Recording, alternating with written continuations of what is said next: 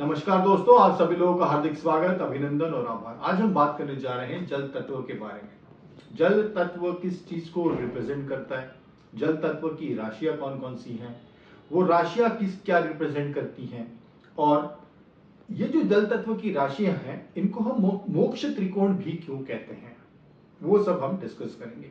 देखिए, जल तत्व की बात की जाए तो हम सभी जानते हैं कि हमारी जो 12 राशियां हैं वो 4 तत्वों में उनका विभाजन हुआ है, 4 तत्वों में उनका डिवीजन हुआ है। अग्नि तत्व, पृथ्वी तत्व, वायु तत्व और जल तत्व। अब जो काल पुरुष की कुंडली में जो कर्क राशि आती है, 4th नंबर की जो राशि आती है, चौथे नंबर की जो राशि आती है, वो एक तो जल तत्व राशि है। जो 8वें नंबर की राशि है वृश्चिक राशि, वो भी जल तत्व राशि है। और सबसे आखिरी राशि जो है मीन राशि, वो भी जल तत्व की राशि है। अब जल तत्व किस चीज को रिप्रेजेंट करता है? देखिए, जल मतलब पानी, पानी मतलब आप इंसान के जो आंसू हैं उससे भी इसको रिलेट कर सकते हो समझाने की दृष्टि से। अब जल तत्व जो रिप्रेजेंट करता है वो भावनाओं को रिप्रेजेंट करता है, इमोशंस को रिप्रेजेंट करता है, फीलिंग्स को रिप्रेजेंट करता है। इमेजिनेशन हुआ, किसी का पालन पोषण हुआ, केयर करना हुआ, अफेक्शन, सेल्फलेस लव, नर्चरिंग। तो इन सब चीजों को जल तत्व राशियां रिप्रेजेंट करती है। मतलब इसका मतलब दूसरे लैंग्वेज में ये हुआ कि ये जो राशियां हैं ये बड़ी सॉफ्ट राशियां हैं, क्रूर राशियां नहीं है। क्योंकि ये सभी राशियां कहीं ना कहीं इमोशन से जुड़ी हुई है, फीलिंग से जुड़ी हुई है, प्यार से जुड़ी हुई है, केयर से जुड़ी हुई है। तो ये बड़ी सॉफ्ट राशियां हैं। तो जल तत्व जो रिप्रेजेंटेशन है जल तत्व का, वो सब इन सब चीजों को जल तत्व रिप्रेजेंट करता है। अब वो बात आती है कि जो राशियों की हम बात कर रहे हैं, जल तत्व की राशियों की बात कर रहे हैं, वो सबसे पहले आती है कर्क राशि। और वो जो काल पुरुष की कुंडली है उसमें ये 4th राशि आती है। और चौथा भाव जो है काल पुरुष कुंडली में, उसको हम माता का स्थान कहते हैं। तो ऐसे लोग, पर्टिकुलरली कर्क राशि की हम जो बात कर रहे हैं, तो they are very caring, very loving.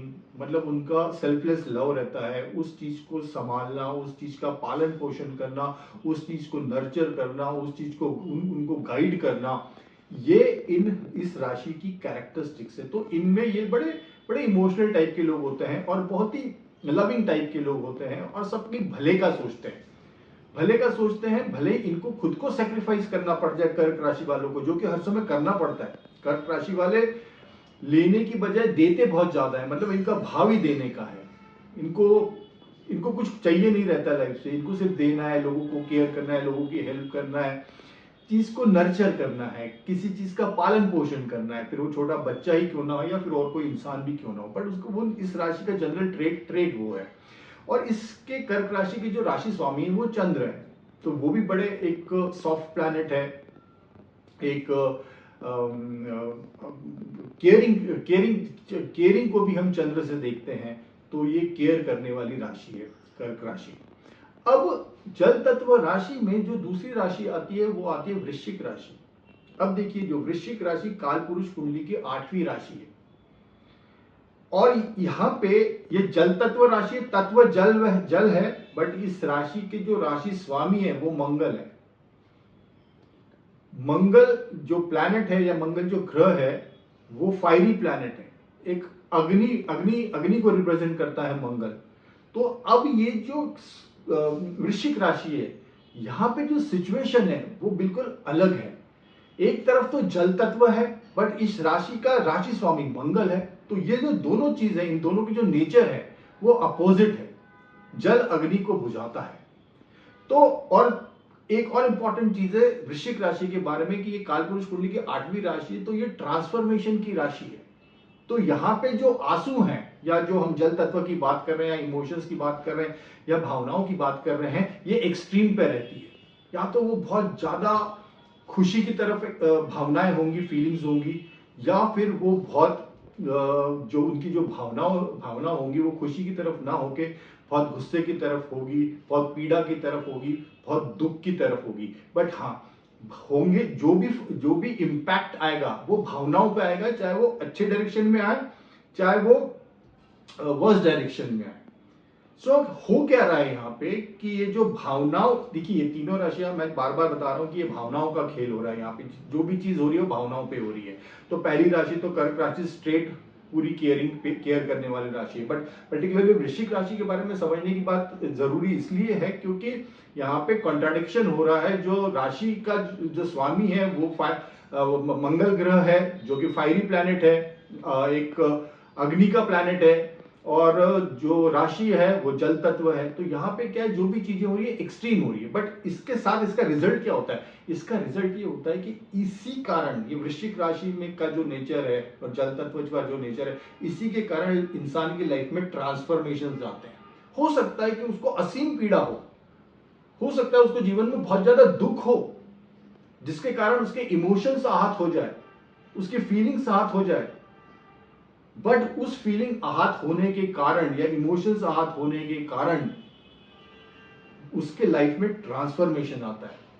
और वहां से वो जो ट्रांसफॉर्मेशन आता है, बिकॉज वृश्चिक राशि वैसे भी एक ट्रांसफॉर्मेशन की राशि है, तो वो जो ट्रांसफॉर्मेशन लाती है, वो जो उसकी भावनाओं को आहत पहुंचती है, उसके कारण वो इंसान में ट्रांसफॉर्मेशन आता है। इसीलिए ये राशि जो है ट्रांसफॉर्मेशन की भी राशि है, और वो जो इसीलिए इसको जल तत्व की राशि भी कहते हैं। बट हाँ, इस राशि का अगर नेचर की बात की जाए तो ऐसा ही नहीं है कि ये हर समय लविंग ही रहेंगे, ये दोनों एंड पे ऑपरेट कर सकते हैं। हो सकता है बहुत ज्यादा खुश भी हो सकता है बहुत ज्यादा गुस्सेले भी हो, बट हाँ, जो भी होगा इस राशि के अंदर वो चीजें इंसान को ट्रांसफॉर्म करेगी, उनकी भावनाएं बदल देंगी, उसका कोर्स ऑफ एक्शन बदल देंगी, उसकी थिंकिंग प्रोसेस बदल देगी, उसकी पर्सनालिटी बदल देगी, क्योंकि वो इतनी जो पीड़ा या दुख उसकी भावनाओं को हुआ है वो इतने अंदर तक गया है, इस कारण उस इंसान में ट्रांसफॉर्मेशन आता है।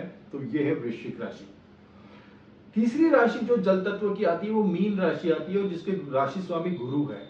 अब गुरु महाराज का जो रिप्रेजेंटेशन है वो एक आकाश तत्व को गुरु महाराज रिप्रेजेंट करते हैं। आकाश मतलब बड़ा दिल। सो अगर मीन राशि की बात की जाए तो ये लोग बड़े अफेक्शनेट होते हैं, बड़े हेल्पफुल होते हैं। इनको they are into day dreaming also, मतलब ड्रीम्स बहुत करते हैं। इनकी इमेजिनेशंस बहुत होती हैं, क्योंकि ये कालपुरुष कुंडली की भी अगर बात की जाए तो ये 12वीं राशि आती है, तो वहां से हम ड्रीम्स भी देखते हैं, इमेजिनेशंस भी देखते हैं। अच्छा, यहाँ से ये लोग स्पिरिचुअल भी होते हैं, रिलीजियस भी होते हैं, स्पिरिचुअल भी होते हैं, दान धर्म करने वाले होते हैं, धर्म पे आस्था रखने वाले होते हैं, गुरुजनों की सेवा करने वाले होते हैं, फिलोसफिकल होते हैं। तो ये मीन राशि है। बट मीन राशि का जो राशि स्वामी है वो गुरु महाराज है, और ये आकाश तत्व को रिप्रेजेंट करती है। तो ये लोग भी सबको देने में, इनको देने में इनका ज्यादा इंटरेस्ट रहता है। बट हाँ, अल्टीमेटली देखा जाए तो ये भी जल तत्व राशि है। तो ये भी तीनों राशियां कहीं ना कहीं भावनाओं से जुड़ी हुई है, कहीं ना कहीं इमोशंस से जुड़ी हुई है। तो ये है मीन राशि के बारे में।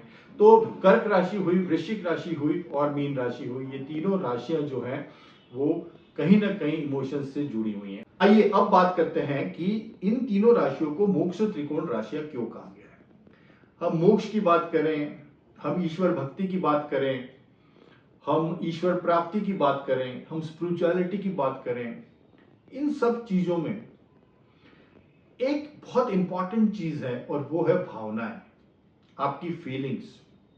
ईश्वर को अगर प्राप्त करना है या ईश्वर की कृपा प्राप्त करनी है, तो वहां पे आपकी भावनाएं बहुत इंपॉर्टेंट रोल प्ले करती है। आपके इंटेंशंस किस तरीके से हैं, आपकी भावनाएं कितनी प्रबल है, आप कितनी प्रबलता से, कितने इंटेंसिटी से ईश्वर प्राप्ति करना चाहते हो, या ईश्वर से प्रेम करते हो, या कितनी आप में, कितना ग्रेटिट्यूड है आप में, कितनी कृतज्ञता है ईश्वर को लेके कि ईश्वर ने मुझे इतना दिया है। सो वो जो भावनाओं की प्रबलता है, जो फीलिंग्स है, वो जल तत्व के राशियों के थ्रू ही आती है, और उसमें जल तत्व राशियां सबसे ज्यादा इंपॉर्टेंट रोल प्ले करती है। आपने कभी देखा होगा कि आप कहीं मंदिर गए, हो सकता है कि आपके मुंह से कोई शब्द ना निकले, और आप ईश्वर के प्रति आपका इतना प्रेम है, इतनी भक्ति है कि आपके आंखों से पानी आने लग गया, या पानी आना लग जाए, आपके आंसू निकल आए। तो ये आंसू क्यों निकल रहे हैं? वो आंसू इसलिए निकल रहे हैं क्योंकि जो आपका फीलिंग्स का लेवल है, आपकी जो भाव है, इतना प्योर भाव है आपका, वो भावनाएं इतनी प्रबल है, इसके कारण आंखों से आंसू निकल रहे हैं। वो आंसू क्या है? वो जल तत्व राशियां हैं, वो जल तत्व राशियां हैं। इसीलिए ये तीनों राशियों को मोक्ष त्रिकोण राशियां भी कहा गया है, कर्क राशि, वृश्चिक राशि और मीन राशि। सो ऑल अबाउट जल तत्व राशियां। Thank you so much. Wish you all the best. Bye and take care.